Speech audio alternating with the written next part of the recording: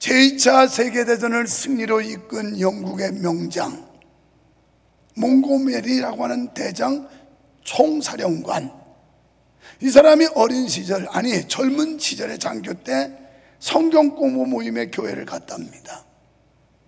그러다가 성경 공부 시킨 담임 목사님을 마침 자기 차로 모시게 된 거예요. 그러면서 목사님께 질문을 했습니다. 목사님, 오늘 공부시키면서 똑바로 살아라 그러셨죠? 그러면 어떻게 살아야 똑바로 사는 겁니까? 차 안에서 운전하면서 그렇게 물었어요. 그랬더니 그 목사님께서 주머니에서, 나 원래 볼펜 안 넣고 다니는 사람들 다 머리에 입력하는데 일부러 이거 넣은 거예요. 볼펜을 딱 꺼내더니, 여보게, 이 볼펜이 혼자는 쓸 수가 없네. 그렇지만 사람의 손에 잡히면 똑바로 설 수 있네. 마찬가지로 인간이 제 아무리 똑똑하고 뛰어나다 하더라도 혼자는 똑바로 살 수 없네. 때문에 하나님의 손에 잡히면 똑바로 살 수 있네. 이렇게 말한 거예요. 이때부터 이 몽고메리 대장은 어떻게 하면 내가 하나님의 손에 잡힐까? 어떻게 하는 게 하나님의 손에 잡히는 일일까? 여기에 초미의 관심을 두고 하나님 손에 잡히고자 노력했다는 거예요. 그래서 2차 세계대전을 승리로 이끈 명장이 됐고, 그리고 영국군 총사령관이 되었다는 얘기예요. 오늘 여러분, 우리가 개별적으로 볼 때 잘난 거 없고 똑똑한 거 없고 가진 거 없고 아무것도 없지만 누가 우리를 잡고 있느냐, 누구에게 잡히냐가 인생을 좌우한다는 거예요. 말하기는 저도 여러분도 하나님의 손에 잡힌 자 되기를 주님의 이름으로 축원합니다. 여러분, 우리가 어디에 서느냐에 따라 인생의 모습이 결정됩니다. 우리의 본성은 문제가 되지 않아요. 모든 사람들은 죄인이기 때문에 그래요. 그래서 로마서 3장 10절은 이렇게 말씀을 해요. 기록된 바 의인 없나니 하나도 없으며 아멘. 다 죄인이라는 거예요. 죄인. 그래서 우리가 누구인가가 아닌 지금 어떤 자리에 있는지에 따라서 삶이 바뀐다는 사실을 믿으시기 바랍니다. 여러분, 인생의 풍성한 열매를 맺고 싶다면 시냇가에 있어야 된다는 거예요. 광야에 있으면 말라버리겠죠. 인간의 삶이란 본질은 같지만 어디에 위치하느냐에 따라서 보물 혹은 고물이 될 수도 있다는 말입니다. 우리가 마귀에게 잡히면 마귀의 종이 되고요, 하나님의 손에 잡히면 하나님의 종이 되는 겁니다. 에베소 5장 8절로 9절에서 너희가 전에는 어둠이더니 이제는 주 안에서 빛이라. 빛의 자녀들처럼 행하라. 빛의 열매는 모든 착함과 의로움과 진실함에 있느니라. 아멘. 전에는 어둠에 있더니 마귀에 의하여 사탄 마귀의 지배와 그리고 조종을 받던 우리들이었단 말이에요. 그런데 이제는 자리가 옮겼어요. 빛의 자리로. 그래서 빛의 자녀로 하나님의 자녀인데, 이 빛의 자녀는 빛의 열매를 맺어야 된다. 그것이 착함과 의로움과 쭉쭉쭉쭉 말씀을 하고 있는 거예요. 사랑하는 여러분, 지금 여러분은 정욕을 따르는 자리를 기뻐하십니까? 아니면 주의 말씀이 있는 예배 자리를 기뻐하십니까? 2024년 하나님의 은혜가 강같이 흐르는 예배 자리를 지키시기를 축원합니다.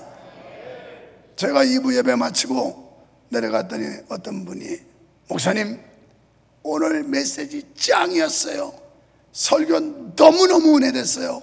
그래서 저는 그걸 자기들 나름대로 카톡 소통하는 데가 있는데 거기다 요약해서 올린다는 거예요. 나는요, 이런 소리 들을 때 제일 기분 좋아요. 애들 말로 째져요. 그러면서 내가 그랬죠. 거기가 마음에 은혜 받을 마음이 되고 옥토가 되니까 은혜를 받았지, 길바닥 돌짝밭 완악하고 강팍한 자들이 무슨 은혜를 받겠는가? 제가 그 얘기했어요. 여러분, 씨를 뿌릴 때 밭을 갈아엎어서 부드러운 흙이 되면 씨앗이 잘 묻히지만 딱딱한 길바닥은 뿌려봤자 말라 죽어요. 그러니까 여러분의 심령이 옥토밭 같은 부드러운 은혜로운 마음이 들면 하나님의 말씀이 떨어질 때 아멘 아멘 이렇게 되는데, 그렇지 못하면 인상 팍 쓰고 밥 먹고 화장실 못 간 그거 무슨 그런 병이 뭐지 그거 하여튼 똥 못 싸는 거, 변비. 여러분, 똥 얘기해도 미안한데 미안할 것도 없어요. 먹는 것보다 더 중요한 게 빼내는 거예요. 그거 못 빼내면 못 먹습니다. 배가 더북하고. 우리 교회도 공개할 수는 없지만 어떤 사람은 1시간 동안 가가지고 추설로에 나와. 이거 언제 근무하는지 모르겠어요. 그래서 다른 사람들 다 퇴근했는데 혼자 남아있어. 왜 그거 보충하려고 그러는지 아주 더 깊이는 말 못해. 교역자 중에 한 사람이야.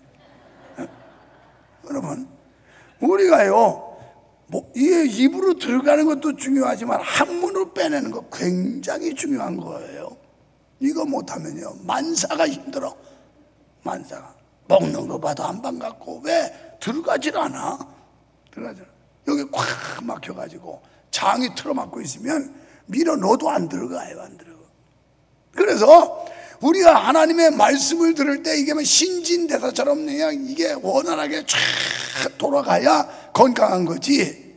그렇잖고 막 변비증 환자처럼 막 이러고 있으면 이거 참 은혜 안 되지. 은혜 안 되지. 은혜 안 돼. 그래서 2024년 하나님의 은혜가 강같이 흐르는 예배 자리를 지키자. 그 예배가 주일 낮밤, 수요 예배, 목장 예배 등 자리를 지키시기를 축원합니다. 보물 같은 인생으로의 변화가 바로 거기서부터 시작된다는 거예요. 시편 1편에서는 복 있는 사람의 정의를 말하죠. 그래서 오만한 자의 자리에 앉지 않고 자리 잘 앉아야 돼요. 은혜의 자리에 앉아야지. 노름판에 앉으면 노름꾼 되고 또 술판에 앉으면 술꾼 되고, 결국 우리가 어떤 자리에 앉느냐가 우리 자신의 신분도 바꿔놓고 인생을 돌려놓는다는 거예요. 바로 이 자리가 복 있는 자리를 믿으시면 아멘 합시다. 하나님을 기쁘시게 하는 자리, 예배 자리죠. 성도들과 교제하는 자리, 이것은 목장 예배라고 보시면 돼요. 이제 윷놀이 한다고 광고 떴습니다만은 그런 거, 이게 다 성도들과 교제하는 거예요. 목장 예배, 그저 라면도 끓여 먹고 커피도 타 먹고 이러면서 서로 대화하고 사귐을 갖고 이런 자리, 말씀의 은혜를 받는 자리에 앉으시기를 축원합니다. 시편 1편 3절에 이런 사람들이 받을 복, 그는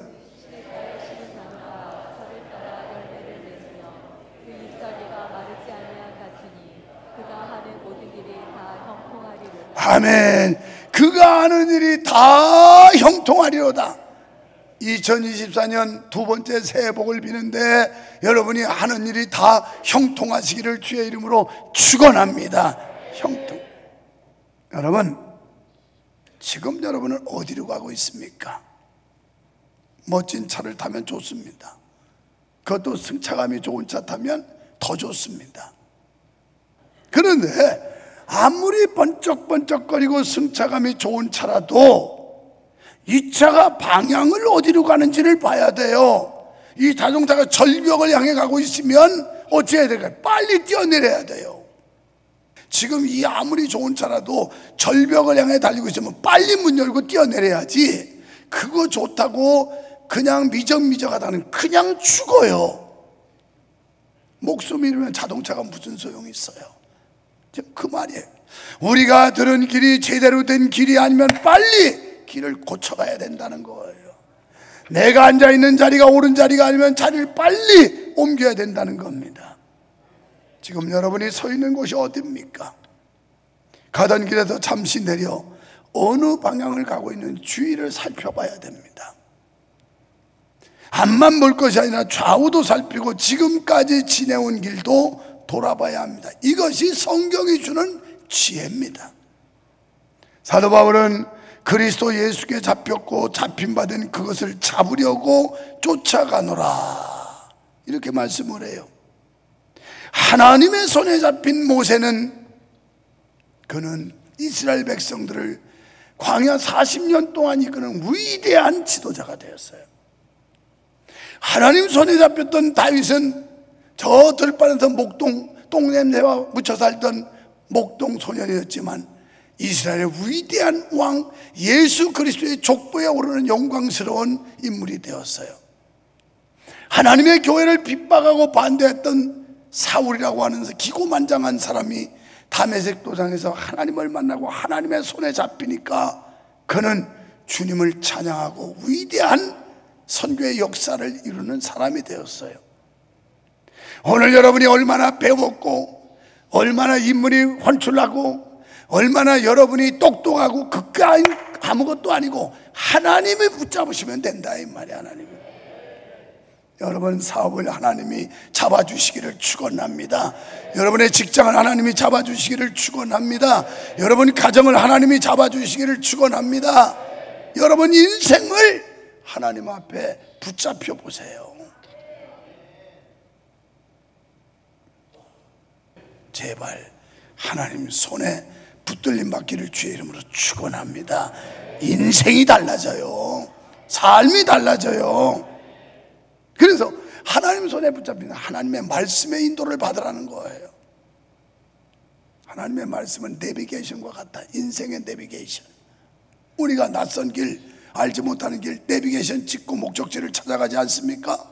우리가 내일 일 어떨지도 모르고 인생의 미지의 세계를 하루하루 살아가는데 말씀의 내비게이션의 안내를 받으면 목적지까지 고지까지 무사히 안전하게 도착하게 될 줄로 믿습니다.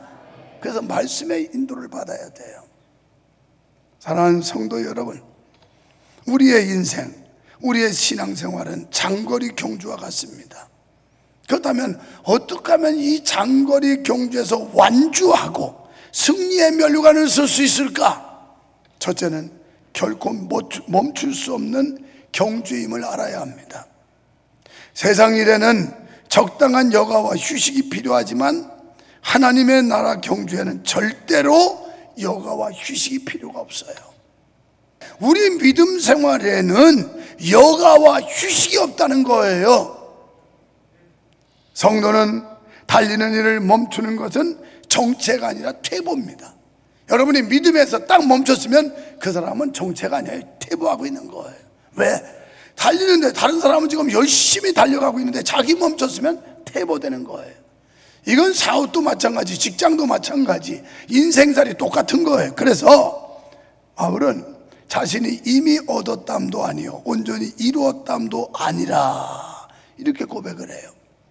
그러니까 이 바울의 삶은 안주하는 삶이 아니었어요. 멈추는 삶이 아니었어요. 사람들은 일정한 수준과 어떤 그 목적을 달성하면 거기서 멈추려고 해요. 안주하려고 합니다. 이래서 발전을 못해요. 그런데 사도 바울은 거기서 안주하지 않았어요. 아직도 자기가 뭘 이뤘다고 생각하지 않았어요. 저 인간적으로 보면 이만한 교회에 다니면 인간적으로 성공한 사람입니다. 그러나 한 번도 내 생각에는 그렇게 생각해 본 적이 없어요. 그러니까 또 일저지르는 거예요. 미래를 위해서 비전센터 건축을 또 도전하는 겁니다.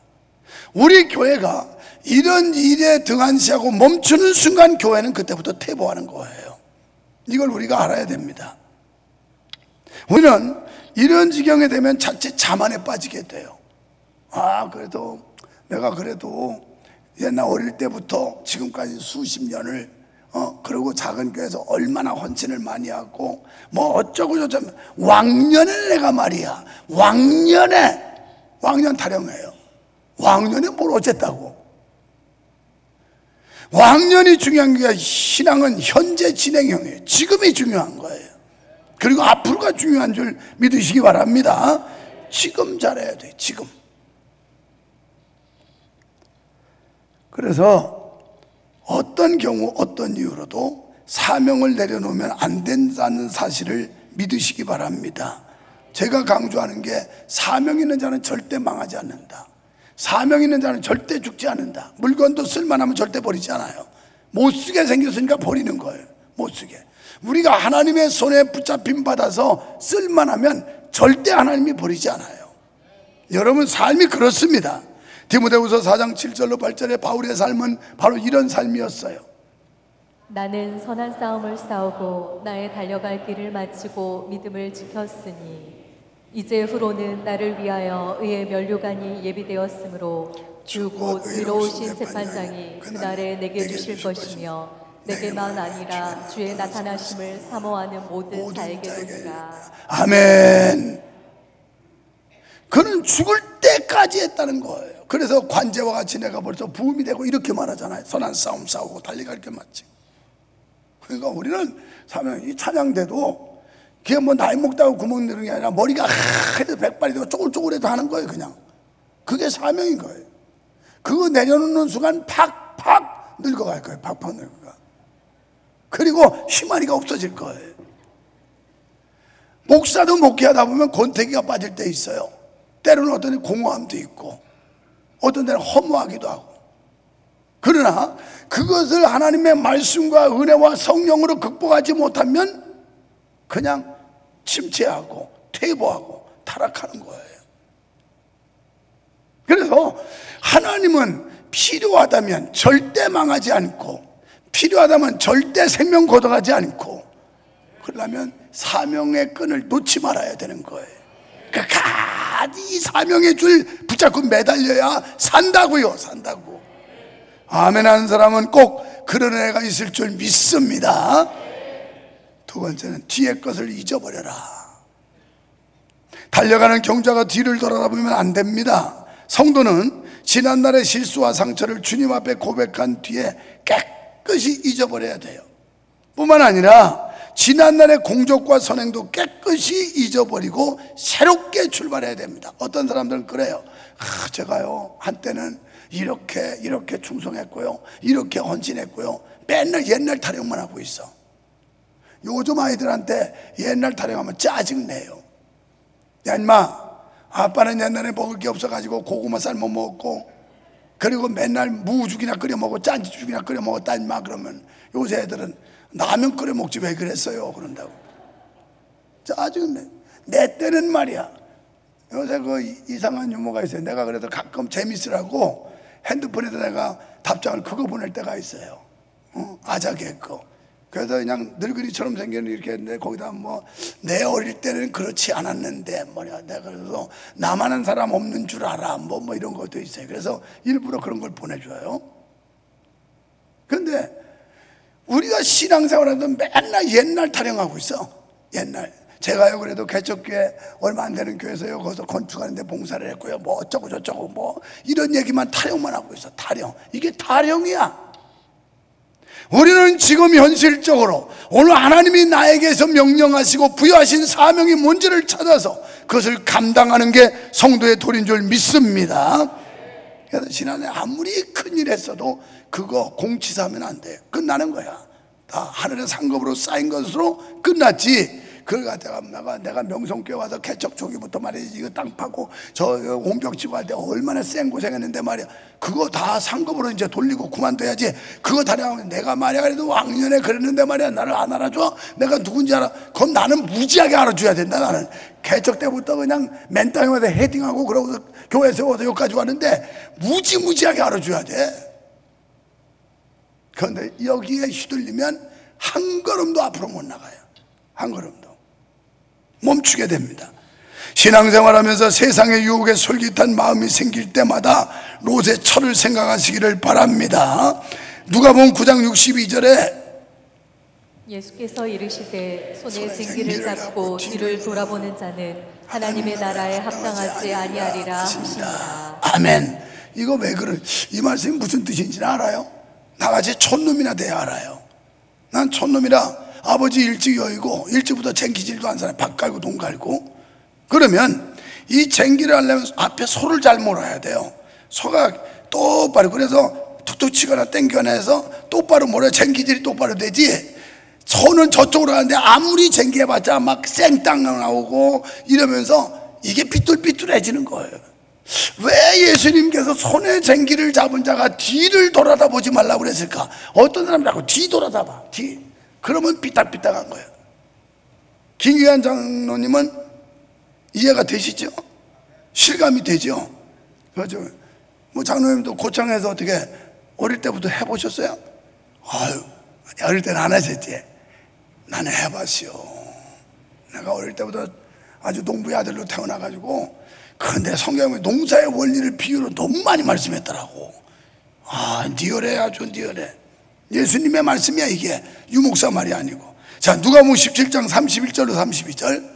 그날에 만일 사람이 지붕 위에 있고 그의 세간이 그 집 안에 있으면 그것을 가지러 내려가지 말 것이요 밭에 있는 자도 그와 같이 뒤로 돌이키지 말 것이니라. 노새철을 기억하라. 아멘. 노새철 왜 기억하라? 저렇게 지붕에 있는 자 내려오지 말고 자꾸 뒤로 물러서지 말라는데 노새철을 왜?